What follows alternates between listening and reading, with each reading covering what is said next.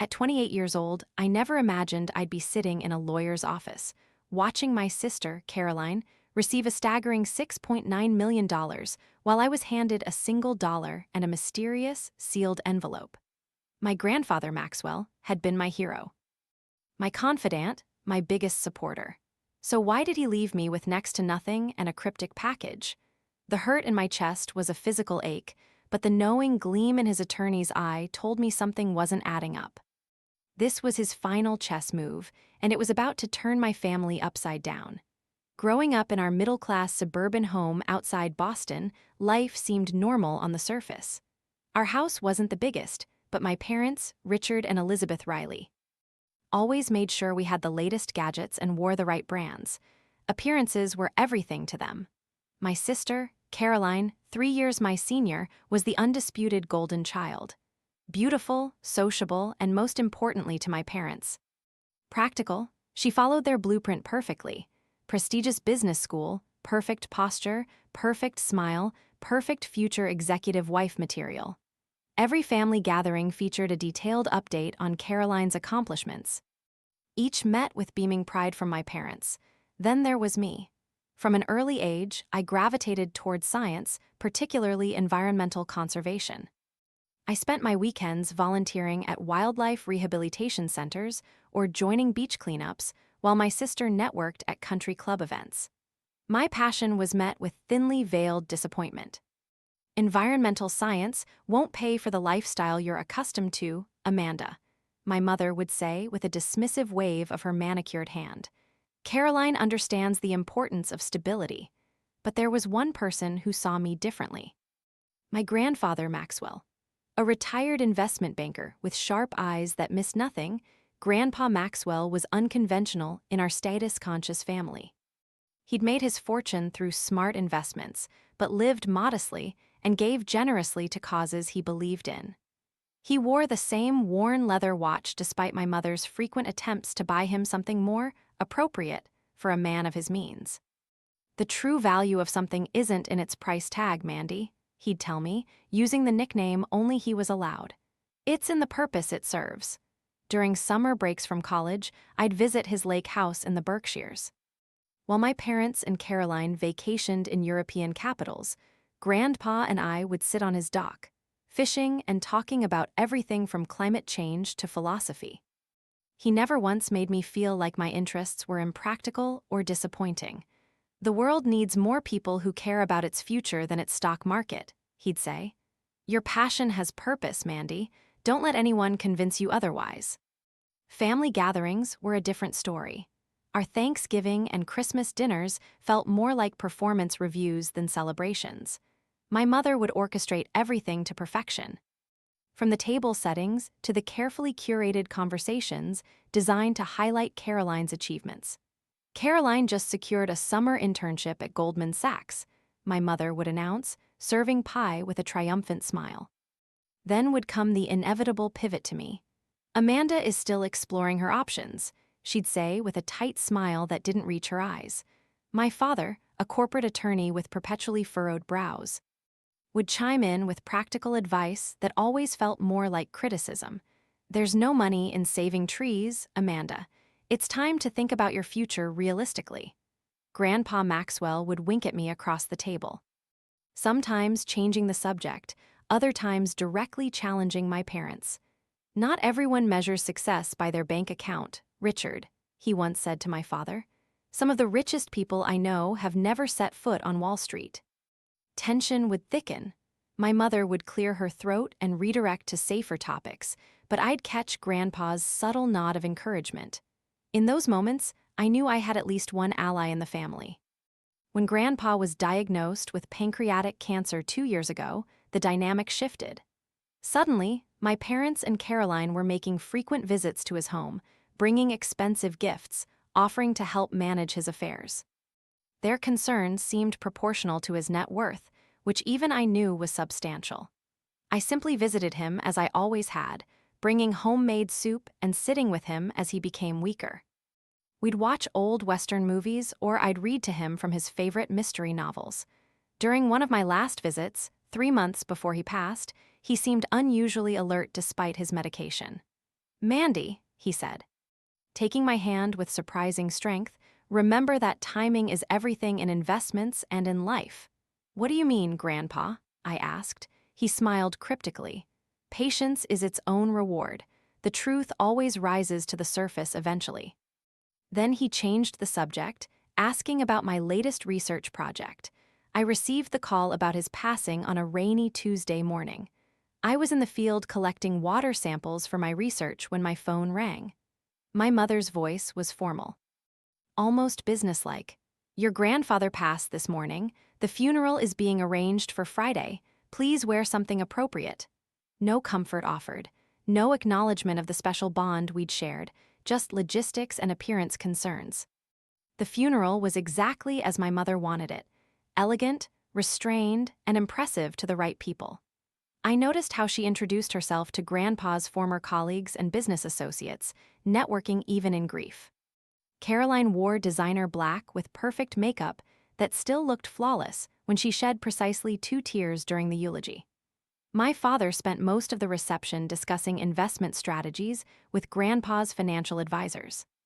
I stood alone by the photo display I had helped arrange, looking at snapshots of Grandpa's life. As a young man in the Army, holding my mother as a baby, teaching me to fish when I was 7. A life reduced to a collage and polite conversation over expensive canapés. A week after the funeral, we received notice from Mr. Peterson, Grandpa's attorney, about the reading of the will. My mother immediately went shopping for appropriate attire. Caroline canceled client meetings to ensure her availability. My father researched estate tax implications. I simply wanted closure, a final connection to the man who had truly seen me when the rest of my family looked right through me. I didn't expect much in terms of inheritance. Grandpa knew material things weren't important to me.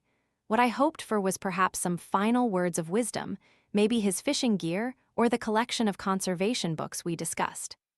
The night before the will reading, I couldn't sleep. I sat on my apartment balcony, looking at the stars and remembering how Grandpa had taught me constellations at the lake house. Some patterns are only visible when you know what to look for.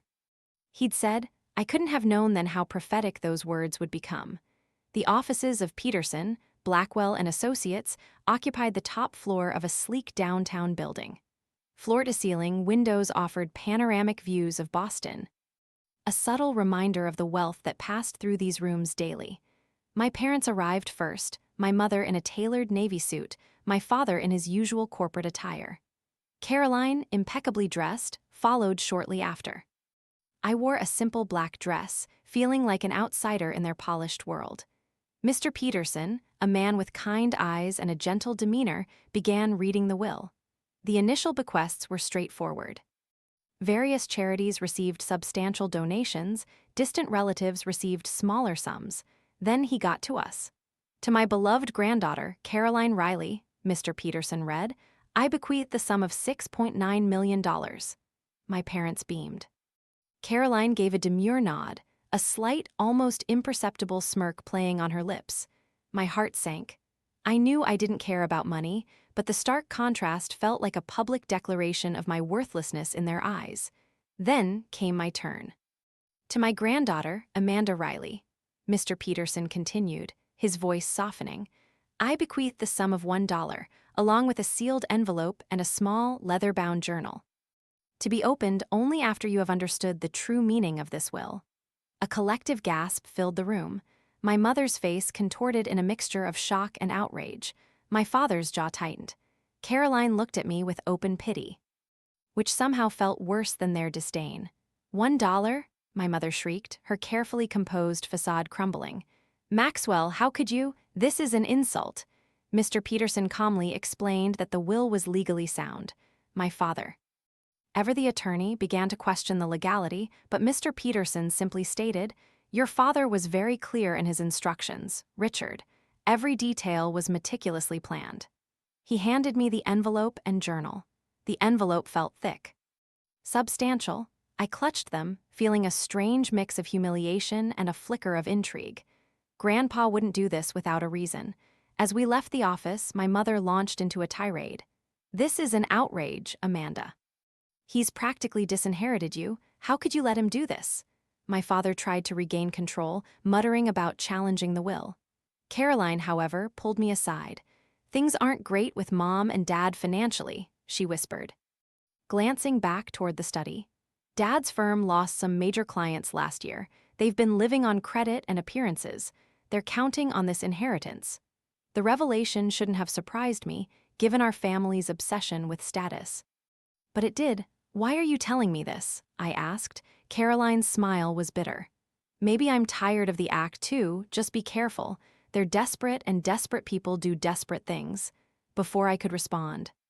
We heard our parents emerging from the study. I hurried out the front door, letter and notebook clutched tightly against my chest. I needed space to think, to understand what Grandpa was trying to show me. This isn't over, Amanda. My father called after me. You can't keep family matters to yourself. I kept walking, not looking back. For the first time, I was beginning to understand that family matters might have a double meaning in the story Grandpa was unfolding.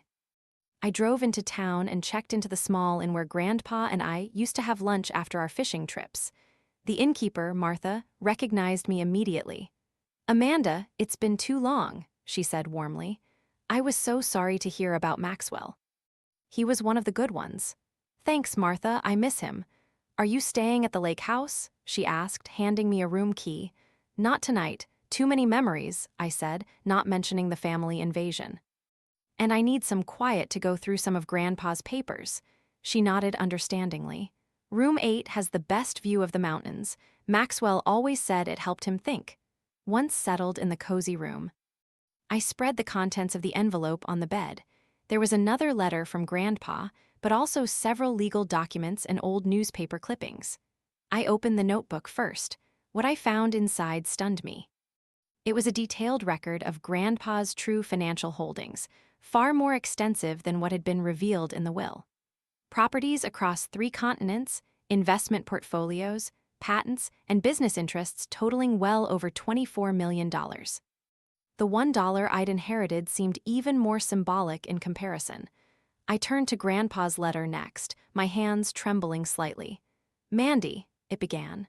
If you're reading this, you've taken the first step in understanding why things are as they are. The notebook contains the truth about my estate, far more substantial than what was revealed at the reading. But money is just money. What matters is the truth behind it. Your next task is to investigate Riley Innovations. The company's records are held by Peterson in a separate file. Call him, and he'll provide access. Once you understand what happened there, you'll know why I've structured things this way. Be careful, Mandy. The people closest to us can sometimes be the ones we know least.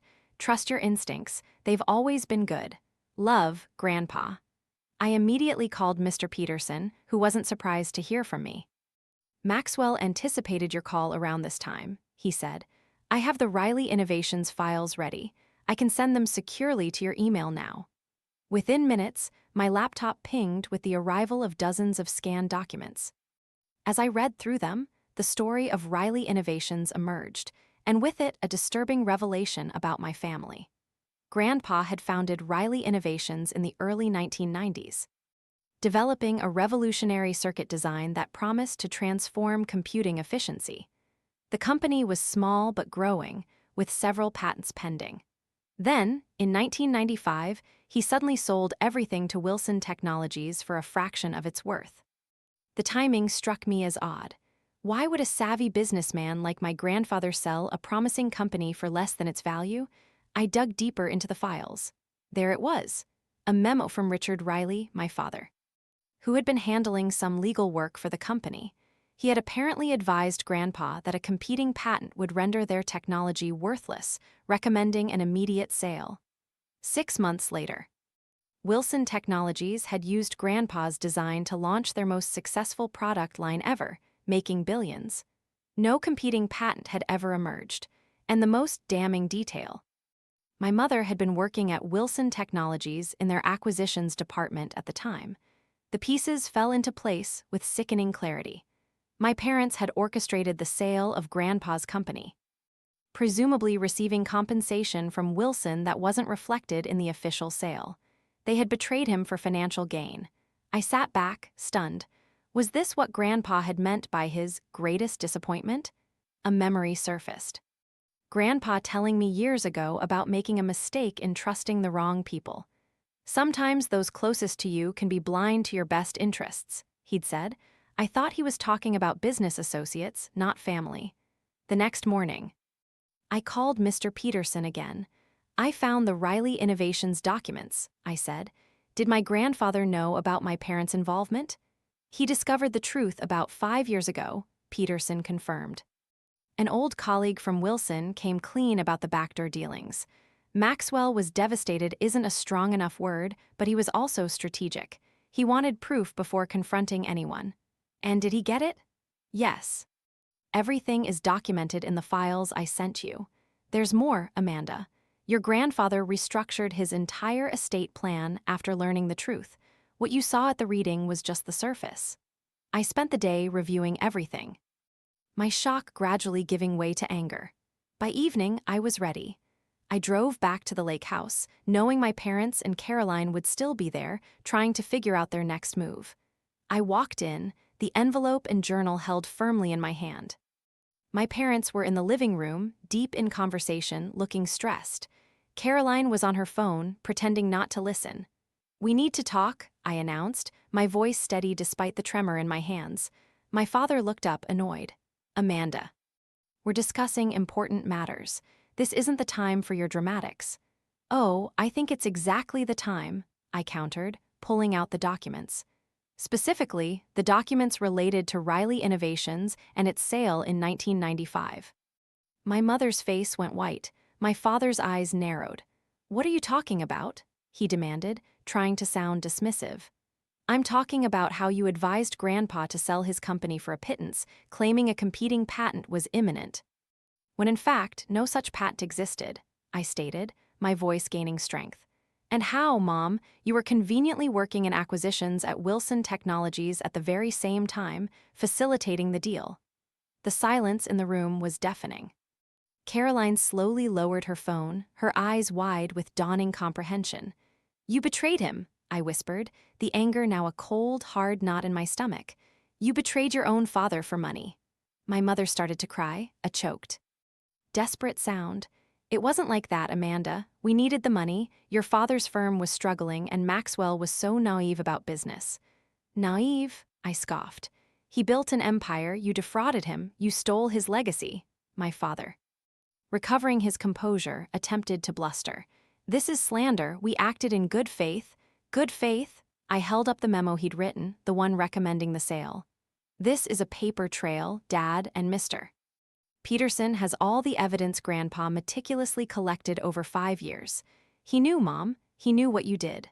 My mother let out a guttural scream, a sound of pure anguish and terror.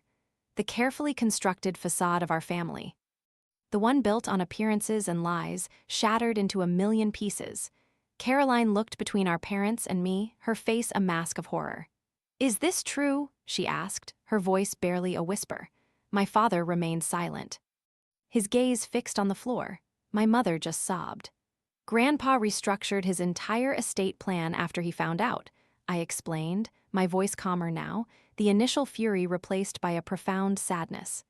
The $6.9 million Caroline received. That was your share, Mom and Dad, funneled through her. He knew you'd never accept money directly from him after what you did, so he used Caroline as a conduit. And the $1 for me? That was the key, the trigger to make me look deeper. To uncover the truth. He set us up, my father muttered, finally looking up, his face a mixture of defeat and resentment. He played us. He taught you a lesson, I corrected.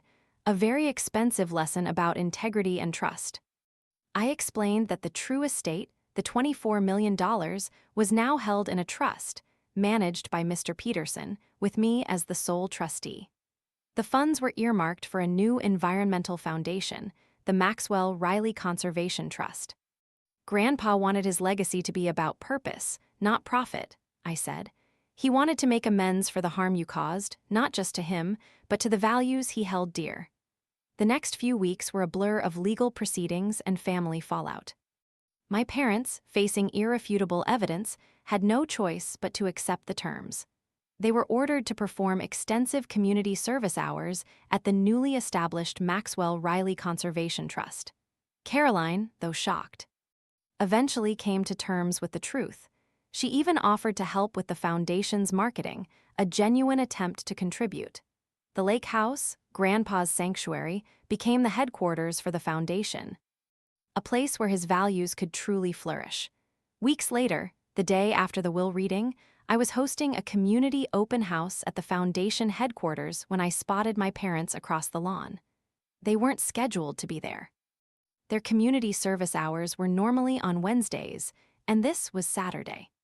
They stood awkwardly at the periphery, my father examining the solar array with professional curiosity, my mother clutching her handbag like a shield. When they saw me notice them, my father gave a stiff nod. My mother attempted a smile that didn't quite succeed. I walked over, unsure what to expect. "The facility looks impressive," my father said formally. "Very professional operation." "Thank you," I replied. "We're particularly proud of the wetlands reconstruction. It's already showing improved water quality." My mother glanced around at the other attendees. "Your grandfather would have approved," she said finally. He always did prefer practical applications to theory. Coming from her, this was practically effusive praise. I noticed she was wearing the simple pearl earrings Grandpa had given her for her 21st birthday. Jewelry she had previously dismissed as too plain. "Would you like a tour?" I offered. They stayed for almost an hour, asking occasional questions, maintaining careful politeness. It wasn't forgiveness or reconciliation exactly, but it was acknowledgement of the foundation, of my work, of reality beyond appearances. As they were leaving, my mother paused. "Your sister mentioned you found Maxwell's journal. I was wondering," she stopped, seemingly unable to formulate her request. "There are some entries about you," I said, understanding what she couldn't ask. "From when you were young, happy memories. I could share copies if you'd like." Something flickered across her face. Regret. Perhaps, or longing. "I would, thank you." That evening, I sat in Grandpa's study, my study now, reading the journal he had left specifically for after the dust settled. Unlike the evidence and letters that had driven the revelations, this was simply his private thoughts, observations about life and family spanning decades. One entry, dated shortly after he discovered the truth about Riley Innovations, caught my heart. "The hardest lesson of my life has been learning that we can love people deeply and still not truly know them. Elizabeth was the light of my life from the moment she was born, yet somewhere along the way, she became someone I don't recognize." Do we fail as parents when our children choose values so different from our own? Or is it simply the price of allowing them to be individuals? I cannot change her choices now, but perhaps I can still teach my granddaughters the value of integrity. Especially Mandy, who sees the world with such clear eyes. Tears blurred my vision as I traced his handwriting with my fingertip. Even in his profound disappointment, he had been thinking of teaching, of growth, of future possibilities. The final page contained what I now considered my life manifesto, written in Grandpa's bold script. The greatest inheritance isn't money or property or even education. It's the clarity to see truth and the courage to stand for it. Everything else is just details. I closed the journal and walked out to the dock as the sun set over the lake. A fish jumped, creating ripples that spread in ever-widening circles. One small movement affecting everything around it, just like truth. My phone buzzed with a text from Caroline. "Community garden meeting went well.